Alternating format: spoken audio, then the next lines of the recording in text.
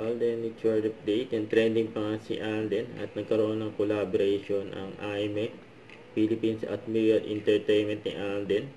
Yan ang isa sa mga producer si Alden. The festival, Mr. Alden Richard. May tinawag na si Alden. Congrats kay Alden, grabe yun.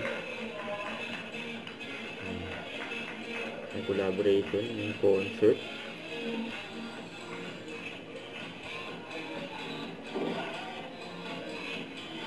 Yan, nagkaroon ng press conference.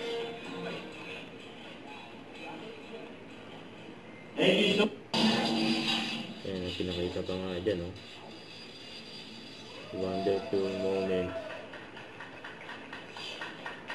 There you have it, a very colorful, vibrant, and going back to my experience during the Razor Events concert, isang band lang sila eh. So technically, we just revolve around the idea of how Eraserheads is known from the past and the present. So dun lang nag-unikot yung conceptualization. But right now, these are, what, I don't know, 14 to 15 performers yata. Yan, ang dami. And each performer has different backgrounds, different stories, different genres of songs and performances. So the challenge for us is to give you a show where everything and all of their identities get married together in this one whole experience and moment.